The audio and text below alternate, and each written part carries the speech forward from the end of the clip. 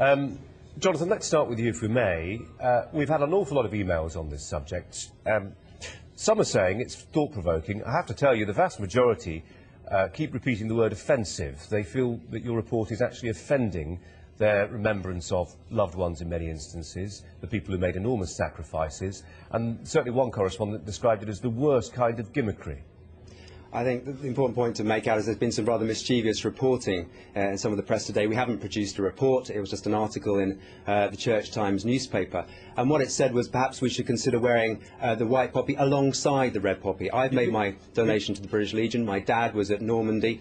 What we are advocating really is a diversity and saying there's a situation in public life where the red poppy is the symbol of remembrance. However, there are other people, conscientious objectors, for example, who down the years have worn white poppies. And actually the white poppy dates back to the late 20s, early 30s, when the women's cooperative movement, who had lost people during the First World War, asked the British Legion to print "No More War" in the middle of their poppies.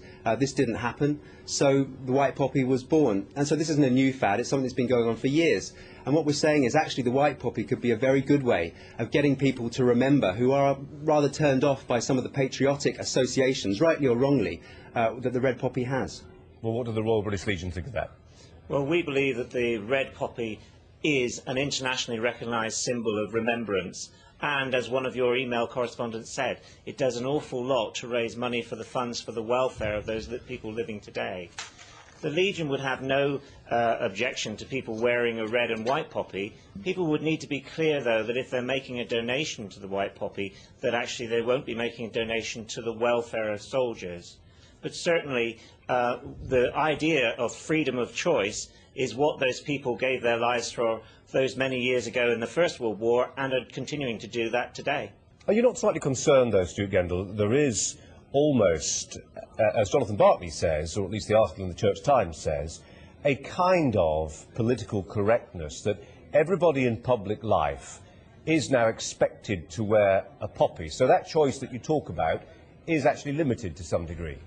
I don't believe it's anything to do with expectation. It's freedom of choice. Are you sure about that, really?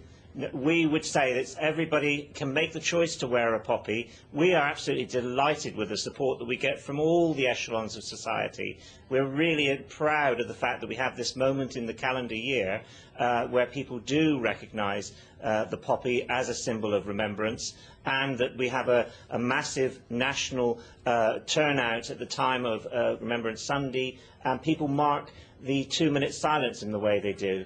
We surveyed about 1,500 adults very recently to ask them their opinion about remembrance, and over 85% of them said that they thought it was as relevant today to them as ever before, and 81% of people aged between 28 and 39 said they thought it was relevant to them today. So we're very, very pleased by that, that this message is taken up by a younger generation.